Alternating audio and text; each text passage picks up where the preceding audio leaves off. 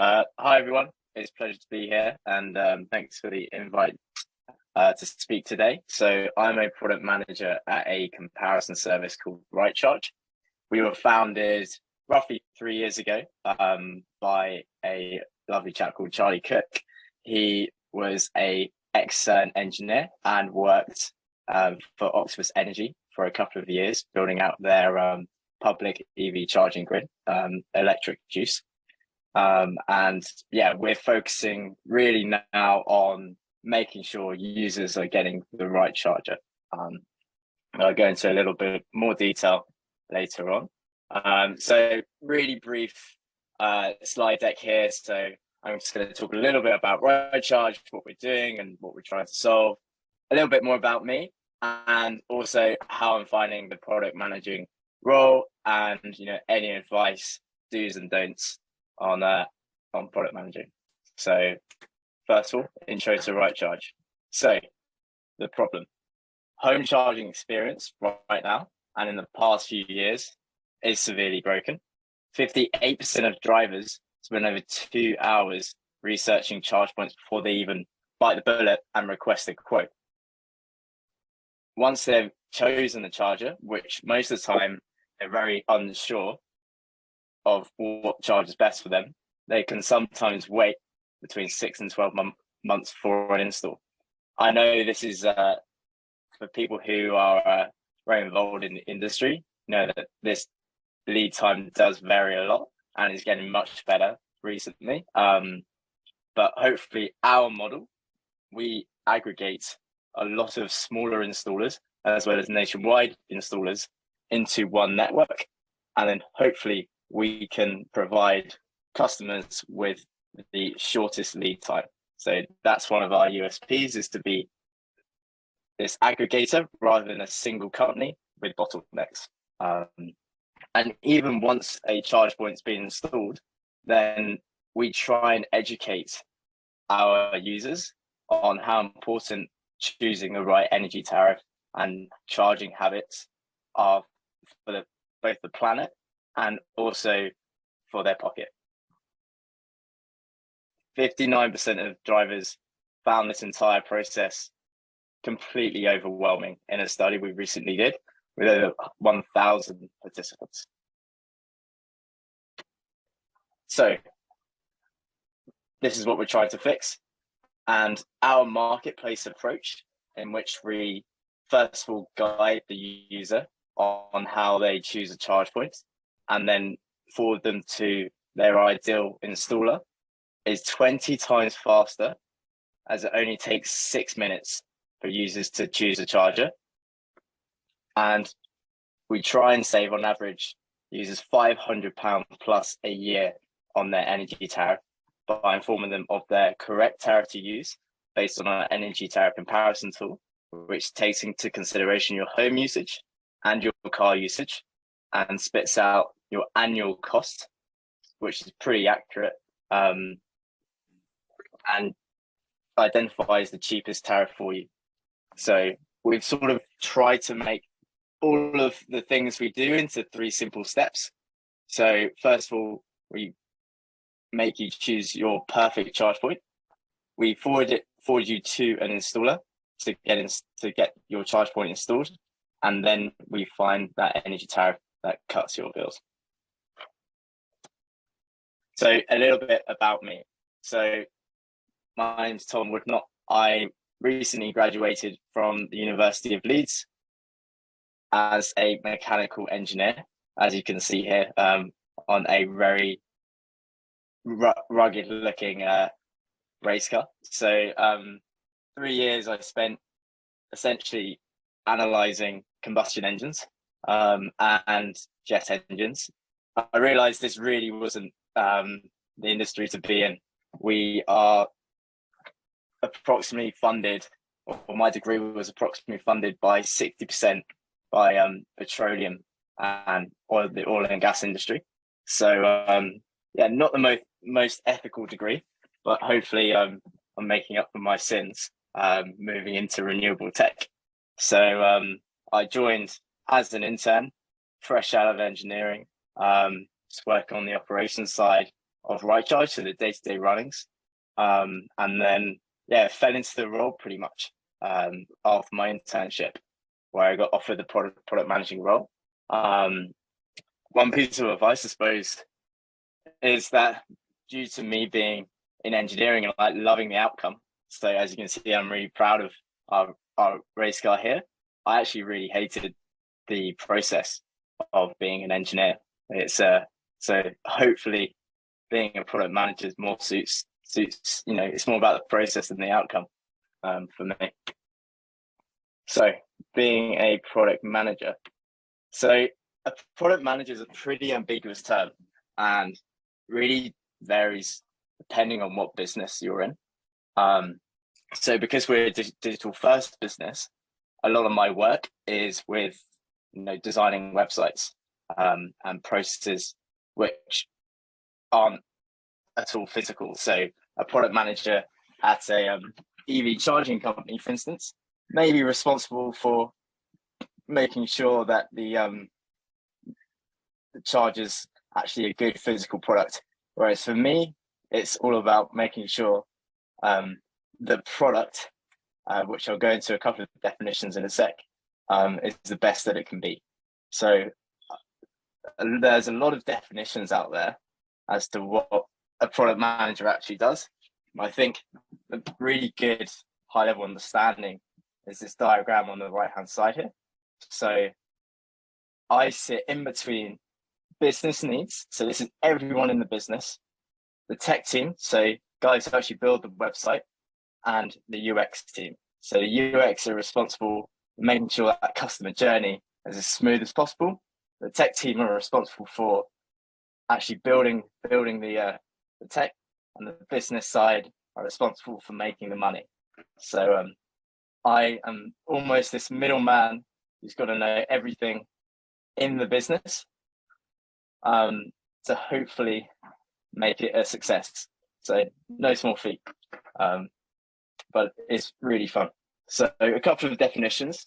A product manager optimizes the product until it's valuable, useful, and feasible. Pretty vague. I prefer the latter, actually. A product manager is the person who identifies the customer need and the larger business objectives that a product or feature will fulfill, articulates what success looks like for a product, and rallies a team to turn the vision into a reality. So it's a really varied job. It's, I have to know a lot about the tech and are involved in all sides of the business, which is pretty cool. So a better way I actually find trying to figure out what my role is to figure out what I'm not meant to do. So product managers aren't project managers. So project managers, the people who are responsible for deadlines. So they're responsible for getting the project done over the deadline or on the deadline date. That's not my job. I'm not because we're a very small company right now. Some aspects are very project management. So, I am sometimes a project manager in my role as well, but on paper, we're not project managers. The second point, product managers are not responsible for the delivery of the product. So this is very similar to that first point. However, it's regarding the technical aspect of delivery. So that's the responsibility of our developers. And once we grow, we'll have developers who are specifically focused on the ops of the dev work. And that's not my job. We're not product owners as well. So this means we're not responsible for the overall direction of the product. That's ultimately Charlie Cook, the boss. I've got to be very empathetic towards every single stakeholder in the team because I need to understand what's best for the product. And if I have ownership of that, a lot of the time it's not very efficient because I'm going to neglect some really important aspects of, let's say the commercial team or the ops team. And ironically, product managers aren't managers either. So I'm not managing anyone. I'm not the lowest rung, but we're pretty lateral team. So yeah, I'm not responsible for anyone, which is quite nice at the moment. And we're not fortune tellers as well. So we aren't the ones with the ideas. The ideas are meant to come to us, which is a whole nother topic in itself. So yeah, that's a little bit about Right Charge and what we do, and a little bit about my role. I can go on a lot about what we're planning to do at Right Charge, if that's interesting, or what we think will be the current trends in the consumers. But that's all I've got slides for today. I think just like a very short kind of synopsis on what you guys have got planned next, and if people want to make that same transition you did, how they could do that. Sure thing. How to make the transitions are really the difficult question. But I honestly think getting stuck in. I'm very lucky. I can afford to, live back home. I don't have a mortgage to pay, so I can go into any job, and just see how it goes. So obviously it's a lot easier because I'm young to make the transition. But let's say you are slightly older, then I think people will be surprised about how transferable their skills are. So I think if you're really interested to get into the sector, then just make the leap. Try and find the most relatable job you can. And ultimately, everyone's learning. It's such a new industry, right? If you compare it to when I joined last year, it's such a big change. So I think there's no better time to really join the industry. And at Right Charge, we are going to be expanding into different renewables at the home, including solar, including heat pumps. So hopefully we're going to apply our model and our current installer base to also help our users get even greener with solar panels and heat pumps and anything which will help us reach our net zero goals as well. Amazing. Thank you so much for that, Tom. That was brilliant. And I thought that stat at the beginning about how the average person buying an EV takes over 2 hours to choose a charge point, but with Right Charge, it only takes 6 minutes. That is amazing. Fantastic. So thank you so much for that. I spotted a question just coming from Daniel. We're going to go to a breakout session after the next speaker. So hold your question and you can jump in with Tom in the breakout room and ask him that then. Perfect. So now I'd like to welcome Alex Watson from EV Chargers, who's going to come and share his experiences in the sector. Yeah, hi guys. Thanks for that, Tom. Just want to reiterate that Right Charge are an incredible company doing all the right things in this space and garner a lot of respect from EV manufacturers, installers and consumers alike. So it's fantastic to hear what they're doing and how they're growing in this sector. I won't have any slides, so guys, you'll just have to use my face as a source of entertainment for the next 5 to 10 minutes, but I'm sure we'll all get through it. So generally speaking, I wanted to talk through my experience and how I came into this sector and really how I found it approachable, what the skills are and the benefit of my experience to date. So just by way of a quick introduction, my name is Alex Watson and I founded EV Chargers in March 2021. We are an EV charge point manufacturer servicing domestic charging or home charging, commercial charging, workplace and destination for on-the-go charging. Our 3 core values are simplicity, sustainability and support. Simplicity really being easy to work with as a company, but also products that are easy to use and easy to understand. As Tom mentioned there, it is a congested and sometimes confusing industry, especially for users who are being asked to adopt a technology driven by UK legislation for 2030, high levels of transition and low levels of education. So working with organisations that seek to educate, inform and ultimately benefit consumers is the way forward and the way we choose to work. work as well.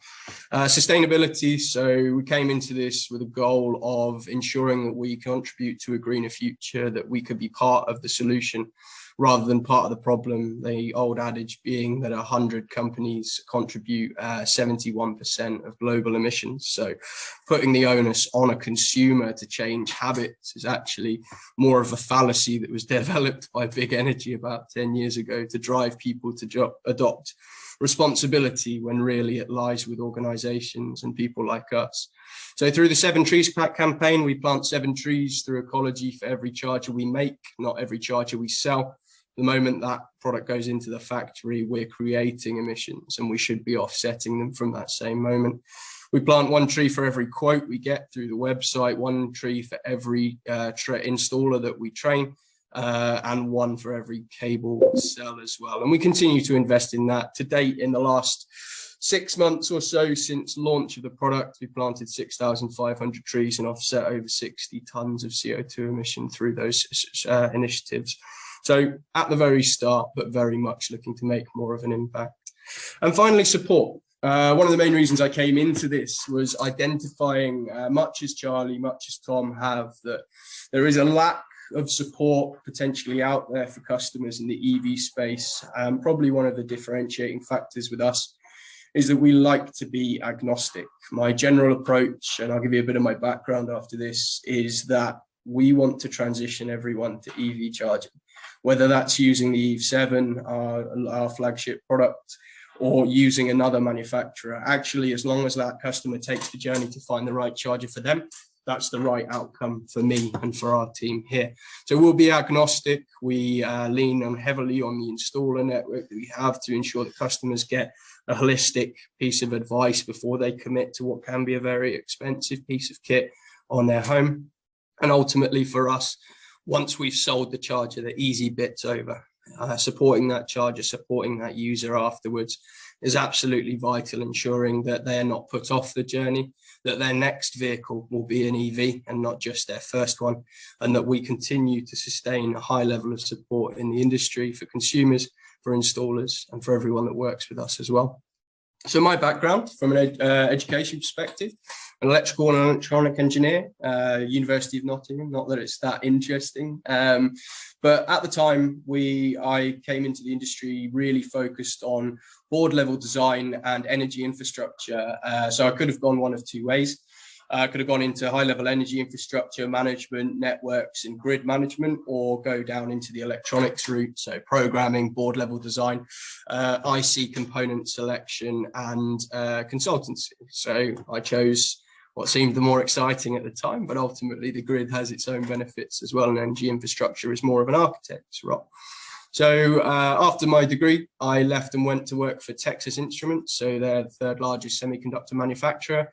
At the time, I was working for the biggest company no one's ever heard of. Something like 150 billion market cap now, 50 billion at the time. On every board you have, in your mobile phone, in your car, in your washing machine, these components that no one had heard of. And then a year ago, I left that industry and suddenly everyone's heard of it, because no one can get their PlayStations, their cars or their phones on time, because no one can get any access to semiconductors. So ultimately I left at the right time for my stress levels. But that industry now continues to struggle with availability. And my role really started in education. I was on a graduate program, so I flowed through different aspects of sort of a multinational, multi-billion-dollar business, working in Texas and Munich on power electronics, and then coming over and supporting customers in the UK in industrial and consumer settings to select components, to go through their board design and really pick things up. And then after that, I went to work for a distributor. So Future Electronics, the 3rd largest and largest distributor of semiconductor components, as a consultant. And that was when I started to see the EV sector come through. So for the last 5 years, I was working at Future Electronics. And as we saw the EV sector develop with companies like PodPoint, with companies like EO that were coming through at the time, we started to identify challenges and risks available to them. They're young companies growing quickly with a lot of funding, in a heavy cash burn phase, and then very quickly transitioning to profit making, that showed that these companies could grow, but perhaps the support structure behind it, the product development, the quality wasn't keeping up with the level of growth that was being delivered. And that was then being supplemented not just by the manufacturer, but by other companies coming into the industry and trying to drive change in those areas. And that was where I came in. I really saw that as an opportunity, technical and commercial. As a founder, you find that you will touch absolutely every aspect of a business. You won't be good at all of them. My God, it's a learning curve, and you'll find this sort of aspect of not understanding. And I think probably my only piece of advice that comes with any role, whether you're a founder or whether you're entry level coming out of uni and doing tech support or phones, is that there is no stupid question. If you don't know the answer, you are more useful to that company, or more useful to your customers, and far more useful to that role if you're comfortable asking and being approached and being approachable. Makes you a more holistically rounded person. You're not expected to know everything. I sit on calls with lawyers, I sit on calls with finance directors, I sit on calls with other CEOs, and always feel like the smaller guy in the room because I'm still learning these things. But the inability to ask that question, or the other way, the ability to ask a question that perhaps seems obvious at the time, rather than feeling you have to take it away and educate yourself, often furthers a discussion. And that's where, coming into the EV industry, I think I was shocked, because the semiconductor industry is very closed. It is a very restrictive IP. Everything is designed to set up to be very hidden. It's all, no one wants to be copied by anyone else. No one wants to share information. I spent half my time processing NDAs and waiting for lawyers to return them. So to come into the EV industry, it's a community, regardless of whether or not we're competitors and we see people as competition. Well, regardless of whether you're working with one installer and you're working with his installer competition down the road, everyone's looking to help. Everyone's looking to develop and further the industry for the greater benefit, because the market's there. The market's being driven, and many hands will be used to make it work over the next 5 to 10 years before we see mass consolidation and aggregation of services in the industry. Everyone's going to have to contribute to build that base layer. And then on top of that, we stand on the shoulders of everyone that went before us to deliver more and more incrementally improved services until the whole thing's fine-tuned. And then everyone big will come in and clear out or buy up everyone small, or at least that's what I'm sure everyone's hoping. So yeah, I think for me, the experience in this industry so far is that there's a role for everyone, whether you're technical support, whether you're looking at developing your customer interaction, whether internally facing or externally facing. There's an awful lot of consolidated platforms. So the EV industry is a new and exciting revision of what is essentially an old energy-based business. If you look at the development of smart metering and the challenges implicated in that for the last 10 years, with standards brought in by the government, and then consolidation of tariffs and introducing everything that's led to the current energy crisis, and the skills that we have to deal with that are consumer-led through things like what RightCharge are doing, but Uswitch and companies like that. The onus is now being put, and the potential is being put in the hands of the customer. And we started again, basically, even though the energy industry is established, the EV industry has come through from the start, learning from those mistakes and accelerating through them quite quickly, which means that if you come into a startup or you come into a massively established business like BP Pulse, someone with thousands of employees and looking at billions of dollars in budget, Octopus EV, Octopus Energy, these guys, a lot of the standards are the same. It is a charger being selected to drive a car that's been leased or purchased, that is then on a wall. It needs purchase and education, it needs installation, and it needs support. So companies like Jump Tech, companies like Enroute, companies like EV Comply offer things called workflow assistance for the installer. They offer visibility to installer workflows and quality protection for manufacturers. And they sit across multiple companies. So you could come work for Eve and within a year be very well versed on some of the tools and systems that you will see in every other hardware manufacturer, every other installer and provider in the industry in some way or another, whether they're exactly the same or they're a bespoke system designed by that company to offer the same services as these third parties. It's very similar. ChargePoint, since June 30th of this year, ChargePoints have to meet with what we call the EV SCP standards for smart charging. So all chargers in the UK have to be smart chargers, which means, again, you have this consolidation of functionality and back-end reporting that is uniform. It has to be the same, or as much as close to the same as it can be for all those manufacturers. So that's another transferable skill set across all of those industries and all those companies that gives you a gateway.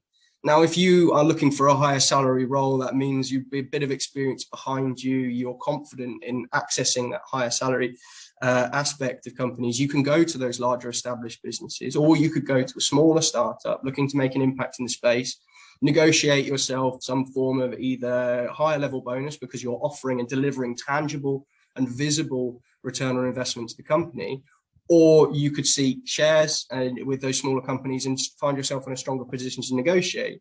But the flip side of that is if you're entry level and you're just looking to find a space that you really enjoy, EV touches on so many adjacent businesses. It's automotive, it's technology, it's sales, it's customer support, it's consumer, and it's energy. And these all sit around this business and give you insights to every other company that's working around you, and access to a huge community and network of people doing similar or exactly the same thing as you. So as an entry point to any industry, as a graduate or someone looking to change what they do, it's a fantastic way of accessing other opportunities in a very quick space of time, right? Everything's done on a sprint. Even the large companies, they're changing day by day. Everything flows in. Tom touched on this in that one day you could be doing something, the next day the whole company direction's changed 180 and you're turned around and you're doing something completely different. And that's fantastic if you enjoy it. But as with any industry or sector, you have finance, you have legal, you have compliance, you have certification and standards that have to be met. So there are stable roles, established roles, understood roles that sit within a framework that you can adopt if risk isn't what you're after. If you want a stable journey and you want to support yourself and build a career that's for life as opposed to sporadically changing year after year. But it's all in there for everyone to access. And I think that's a fantastic thing about this space.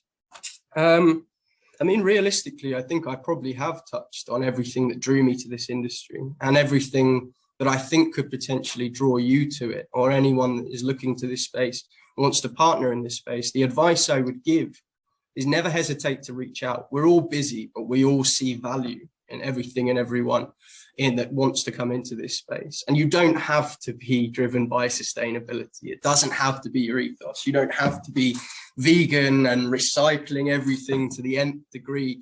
You will come in and you will see the value from a pragmatic, from a scientific, and from an engineering perspective. That means that you don't have to be convinced of the end goal to contribute to it. It makes sense, but if it didn't make sense, we would admit it. There's no conspiracy behind EV. We know that electric is in the battery technology, in the energy sector, in the grid management and how we generate that electricity. It's imperfect. We are looking to offer a perfect solution to an imperfect problem for as long as that makes sense for the UK, for the world. The moment we find something better, this industry will switch and change and adapt to continue to offer that flexibility, which means this is here to stay regardless of the iteration, whether it's electric, whether it's hydrogen, whether it's some other form of renewable technology. This is how you get in, but where you go after that is entirely up to you. So that's me, Cherry. More than happy for you to take control again. And thank you for your time today, guys. Thanks so much, Alex. That was brilliant. Really, really great. And I loved a couple of things there. You're talking about how collaborative the industry is. I think that's fantastic. And I think that's really unique to the climate sustainability sector in general and all different kind of subsectors of that industry. I've really noticed that kind of pull for everybody to work together, which is great.